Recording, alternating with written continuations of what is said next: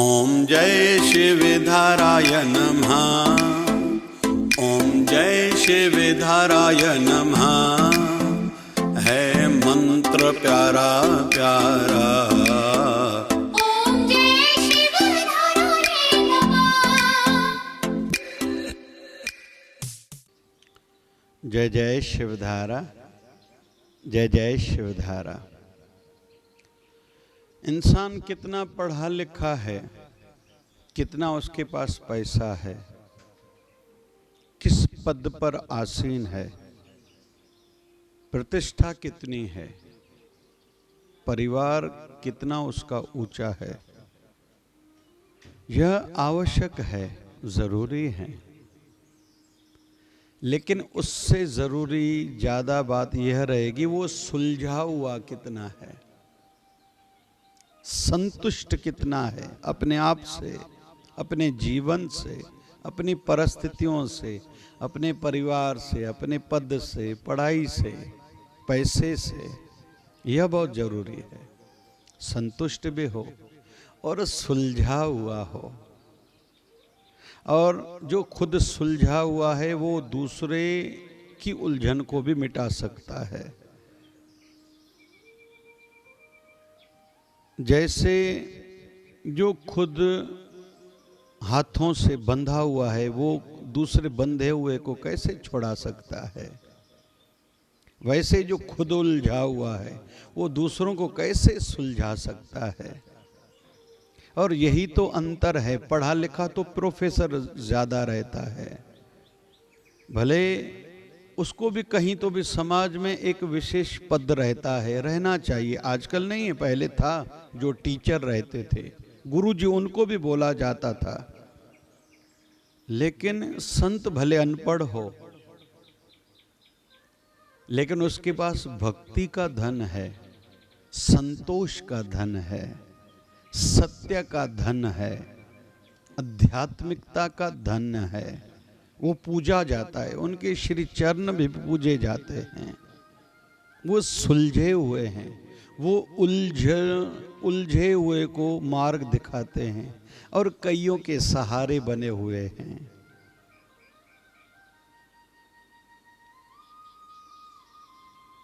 सुनते हैं ना कि जब हमारे प्रधानमंत्री जी जब अमेरिका गए, नरेंद्र मोदी जी जब 2014 में पहली बार प्रधानमंत्री बने, तो फेसबुक के सीईओ से जब मिले, वो अभी संतुष्ट था और मोदी जी भी उनसे मिलने में खुशी हुए थे।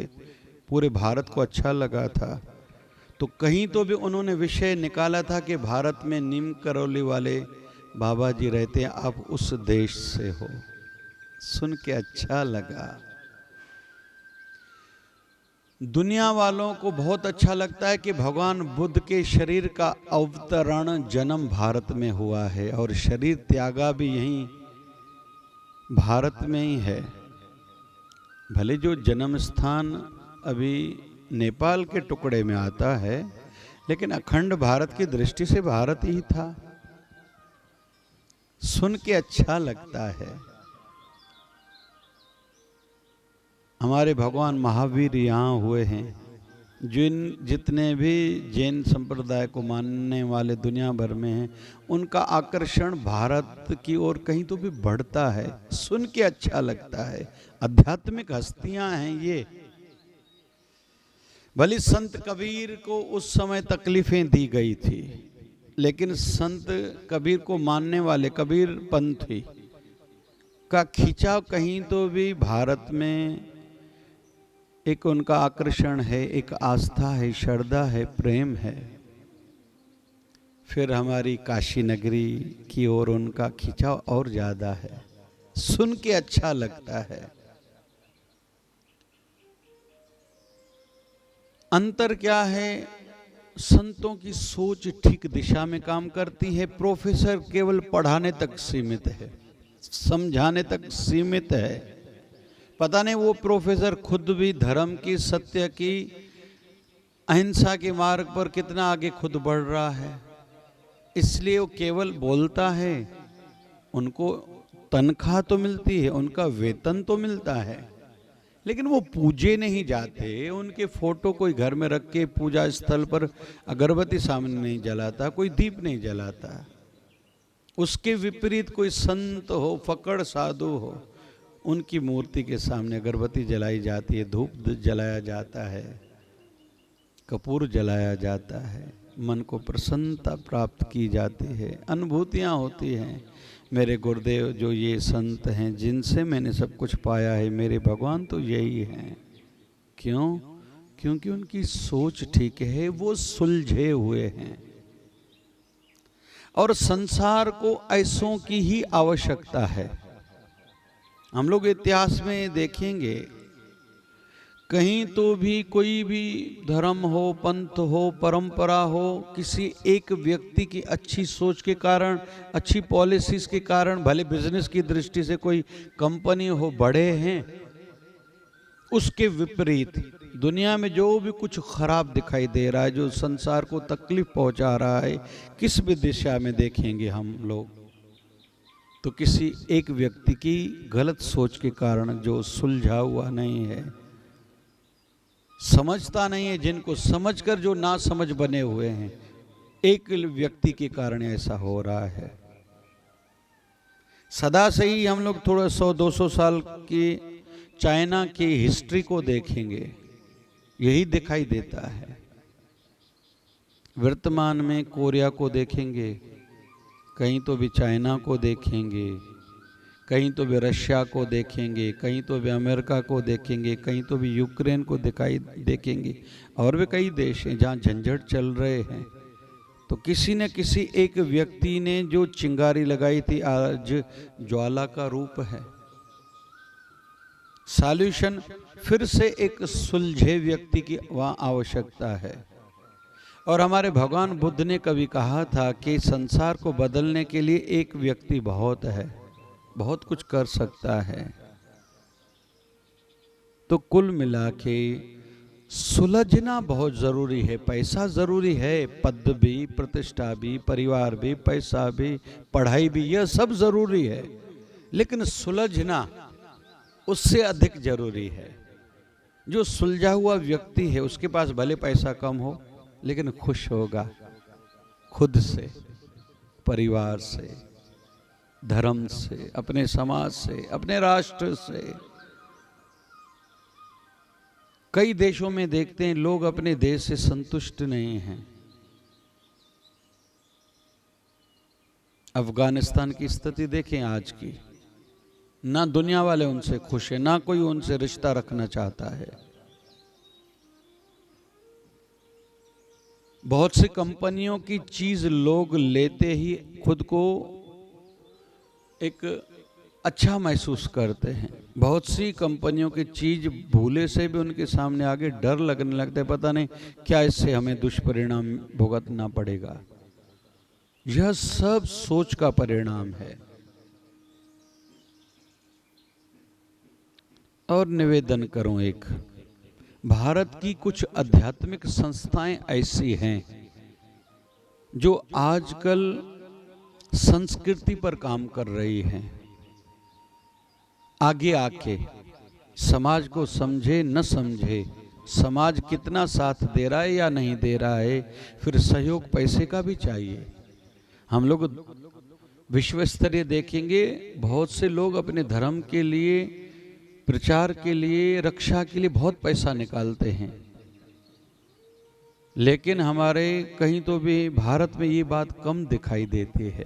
हिंदू धर्म की रक्षा है तो पता नहीं क्यों लोगों को लगता है ये दूसरों का विषय, मेरा विषय नहीं है। अरे मूल अपने तीर्थ स्थानों को भी रक्षा नहीं करेंगे, मूल अपने नदियों, पवित्र नदियों का भी ध्यान नहीं रखेंगे, तो काहे का हमारा जीवन।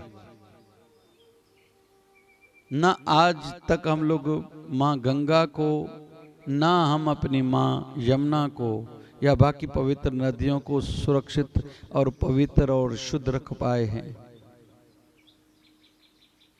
कौन करेगा? कि कोई ऊपर से आएगा, दूसरे धर्म का व्यक्ति करेगा, दूसरे देश का व्यक्ति करेगा।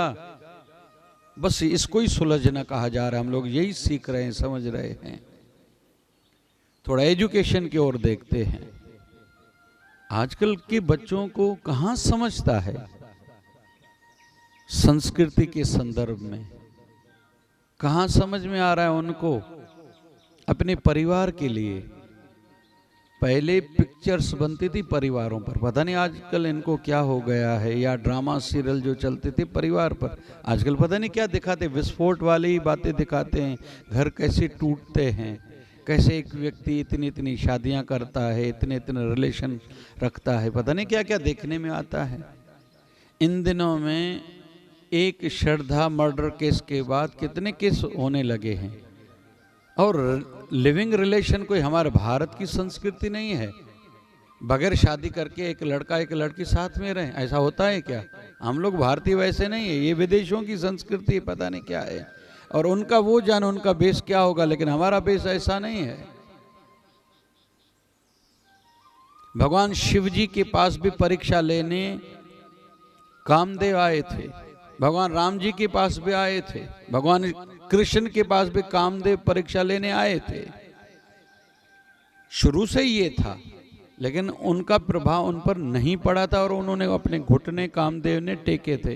मुझसे गलती हो गई। हम अपने शास्त्रों को, अपनी संस्कृति को समझने का प्रयास ही नहीं करते, इसलिए हम लोग कहीं तो भी रुके हुए हैं।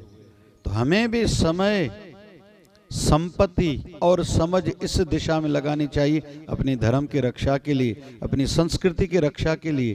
क्यों पिक्चर्स के माध्यम से हमारे संस्कृति पर आघात किया जा रहा है, ड्रामा सीरियल के माध्यम से हमारी संस्कृति पर आघात किया जा रहा है, क्यों हंसा जाता है हमारे आदि देवी देवताओं पर। हम लोग बच्चों को वो बेस बताते नहीं और वैसा वातावरण नहीं बनाते कि बच्चे हमसे पूछें कि हम लोग गणेश भगवान के 10 दिन पूजा क्यों करते हैं, माता रानी के 9 दिन क्यों, फिर चतुर्मास 4 महीने का क्यों, फिर श्रावण मास की क्या महिमा है। ये तो अच्छा है थोड़े पिक्चर्स के माध्यम से कहीं तो भी शिव जी के लिए और केदारनाथ के लिए और काशी के लिए, काशी विश्वनाथ के लिए और उज्जैन महाकाल के लिए थोड़ा आकर्षण बढ़ा है। हम लोग आभार व्यक्त करते हैं उन डायरेक्टर्स का, प्रोड्यूसर्स का, जिन्होंने ये पिक्चर्स कुछ बनाई हैं।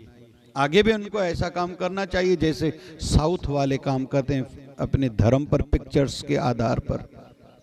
संस्कृति जीवित हो, खंडित ना हो, मिटनी नहीं चाहिए, लुप्त ना होनी चाहिए। हमारे गुरुकुल परंपरा फिर से पुनर्जीवित हो। मेरा प्रयास चल रहा है जय शिवधारा धाम में, अमरावती में गुरुकुल की स्थापना हो। कठिनाइयाँ बहुत जा रही हैं, तकलीफें आ रही हैं, सहयोग तो चाहिएगा ही। और जो लोग इच्छुक है, मैं कहता हूँ वेलकम है, स्वागत है आपका। आइए मिलकर सेवा करते हैं, धर्म की, समाज की, संस्कृति की, राष्ट्र की, मानवता की। कुछ विशेष हस्तियां बनाएं, तैयार करें विश्व के भले के लिए, धर्म संस्कृति के प्रचार के लिए, रक्षा के लिए मैं खुले रूप में आह्वान करता हूँ। चाहे जय शिवधारा में 4 धाम बन रहे हैं, जिनकी आस्था है, बद्री विशाल में आइए साथ में मिलकर सेवा करते, मंदिर बने, रामेश्वरम, द्वारकानाथ, जगन्नाथ आइए मिलके बनाते हैं। जिनकी आस्था गौशाला में आइए उसमें सेवा करिए। कोई कहता है गुरुकुल में आस्था है, चाहना है, आइए उसमें मिलके सेवा करें। तन की करो, धन की करो, आइए मिलके करते हैं। किसी की वृद्ध आश्रम में, वानप्रस्थ आश्रम में आस्था है, आइए मिलके सेवा करते हैं। 5वां ध्यान केंद्र बनने जा रहा, आइए आपकी इस क्षेत्र में तो रुचि है तो ध्यान केंद्र की व्यवस्था में, ध्यान सीखने में, सिखाने में आइए मिलकर सेवा करते हैं। और 6वां प्रोजेक्ट है मल्टी स्पेशलिस्टी हॉस्पिटल, आइए उसमें आप इंटरेस्टेड हो, आइए मिलके करें सेवा। प्राकृतिक सेंटर बनाने का भी भाव रखा है, आइए उसमें मिलके सेवा करते हैं। तो थोड़ा सुलझना आवश्यक है। रामायण में हम लोग देखते हैं राम जी को 3 राज्य मिले हैं। पहले अयोध्या का राज्य मिला, नहीं लिया। पिता ने कहा, राजा दशरथ ने, मैंने कैकेयी को वचन दिया था ना, मैंने तुझे तो नहीं कहा कि तू वनवास जा, मैं खुद ही सामने से तुझे कह रहा हूं तू वनवास नहीं जाओ और ये राज्य तेरा है। तुम केवल मेरी बात न मानो। समाज के स्तर पर देखें तो राम जी ने अयोध्या का राज छोड़ा, फिर सुग्रीव के कहने पर उसके भाई बाली का वध करा, तो किष्किंधा का राज राम जी का हो गया, क्योंकि राम जी ने बाली का वध करा था, मारा था। राम जी ने नहीं लिया, सुग्रीव को दे दिया। फिर रावण का वध करा तो लंका का राज्य भी राम जी का हो गया, नहीं लिया, उसके ही छोटे भाई विभीषण को राज्य दे दिया। 3 राज हमारे राम जी ने त्यागे हैं मिलने के बाद।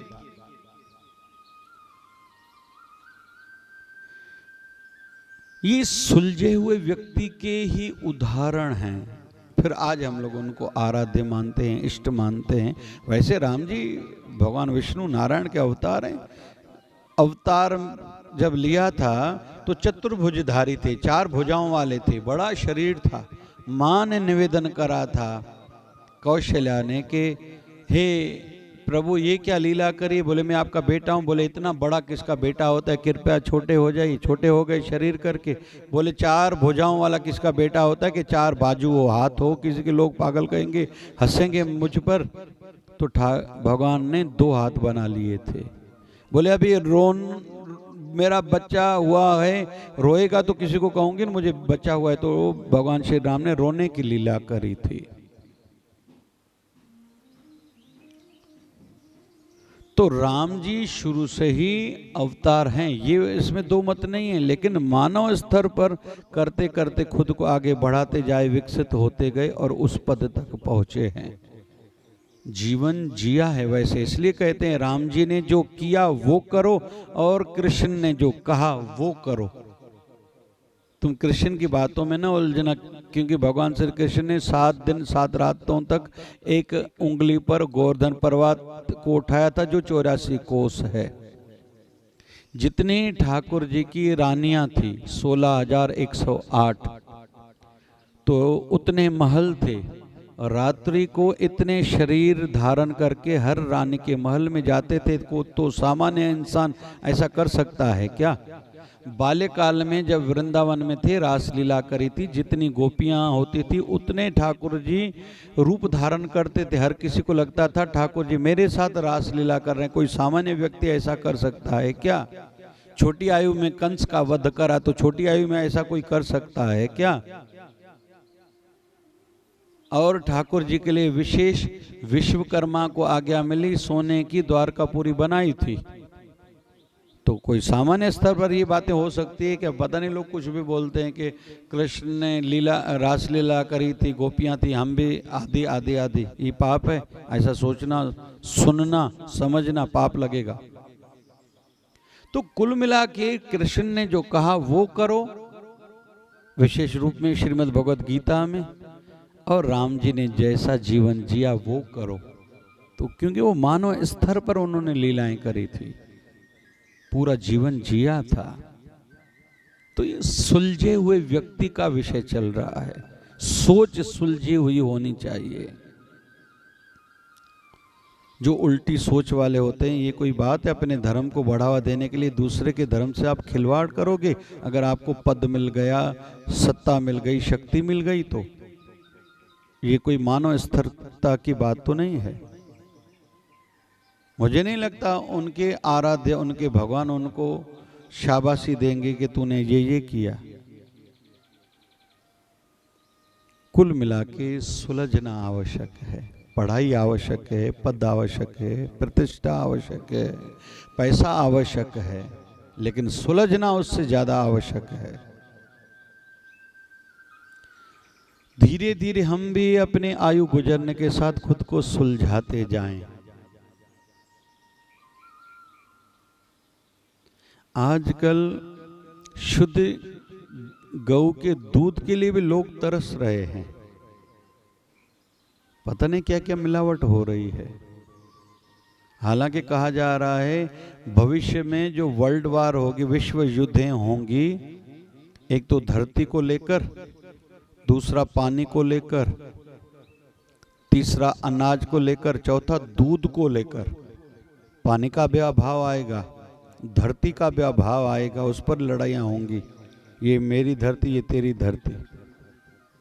पानी शुद्ध नहीं मिलेगा, दिनों में दिन अशुद्ध होता जाएगा पानी, फिर धरती, फिर लड़ाइयाँ होंगी दूध पर भी, क्योंकि दूध भी कम होता जा रहा है, पशु कटते जा रहे हैं, माँ गैया को कसाई काटते जा रहे हैं। दुख होता है भारत के संदर्भ में भी ऐसा सुनकर समझकर भी। तो हमें रक्षा के हेतु आगे आना होगा। तो कुल मिला के जो बड़ी लड़ाइयाँ होने वाली इन्हीं विषयों पर होने वाली है। उसमें दूध भी एक विषय रहेगा, अनाज भी विषय रहेगा, जल भी विषय रहेगा और चौथा धरती भी विषय रहेगा। तो आइए अभी से खुद को सुलझाते जाएं, समाज को सुलझाएं, परिवार को सुलझाएं, ठीक दिशा में लगाएं। लेकिन यह तब होगा जब उनका जीवन का बेस आध्यात्मिकता होगा, किसी संत चरण के साथ जुड़े हुए होंगे, शास्त्रों के साथ, संस्कृति के साथ, पुरानी अपने बड़ों पूर्वजों की चलाई हुई परंपराओं के साथ, देश की परंपराएं जो भी हैं, माँ गंगा का जो महत्व है सो है, जो गायत्री का महत्व है सो है, जो समझेंगे और अपनाएंगे, गौ माता की महिमा को जो जानेंगे, गोदावरी मैया की जो महिमा जानेंगे, तो थोड़ा सुलझते जाएं और ऐसे काम करें कि हम सुलझते जाएं, दिन ब दिन आयु पद पैसा प्रतिष्ठा बढ़ने के साथ साथ, ना कि उलझते जाएं। इसमें ही समझदारी होगी और मानवता का भी हम लोग विकास इसी ही माध्यम से कर पाएंगे, खुद के साथ साथ, परिवार के साथ साथ। जय शिवधारा, जय जय शिवधारा, जय शिवधारा, जय जय शिवधारा। हमारी शिवधारा मिशन फाउंडेशन यह एक आध्यात्मिक एवं सेवाभावी संस्था है, जिसके संस्थापक परम पूज्य संत श्री डॉक्टर संतोष जी महाराज हैं, जो एक कर्मयोगी संत हैं, जिनके माध्यम से व मार्गदर्शन में अनेक प्रकार के सेवा कार्य होते हैं, जैसे सामूहिक जनेऊ पवित्र संस्कार, सामूहिक विवाह, निशुल्क स्वास्थ्य जांच शिविर। 29 नवंबर 2015 से लगातार प्रतिदिन गरीबों में भोजन वितरण, अत्यल्प शुल्कों पर गरीबों के मोतियाबिंदु ऑपरेशन शिवधारा नेत्रालय में किए जाते हैं। इन सभी कार्यों के चलते दिनांक 28 नवंबर 2021 में भव्य जय शिवधारा धाम अमरावती का भूमि पूजन अनेक संतों, महापुरुषों एवं महान विभूतियों की मौजूदगी में हुआ। अब प्रथम चरण में शिवधारा सत्संग हॉल एवं संतों, महापुरुषों व भक्तों के रहने हेतु कमरों का निर्माण कार्य प्रारंभ हो चुका है, जहां सत्संग के माध्यम से हमारा जीवन आध्यात्मिक बने और हमें मन की शांति प्राप्त हो। सभी समाज बंधुओं को शिवधारा मिशन फाउंडेशन संस्था खुले मन से आवाहन करती है। आओ हम सभी मिलकर इस पुण्य कार्य में सच्चे भाव से तन मन धन की सेवा करें, जैसे अपने पूर्वजों के नाम से सत्संग हॉल की सेवा या प्रत्येक कमरे की सेवा करवा सकते हैं। शिवधारा मिशन फाउंडेशन ATG मान्य है, जिसमें हमें इनकम टैक्स में छूट प्राप्त होती है। जय शिवधारा, जय जय शिवधारा। ओम जय शिवधाराय नमः, ओम जय शिवधाराय नमः। है मंत्र प्यारा प्यारा, ओम जय शिवधाराय नमः। है श्वासों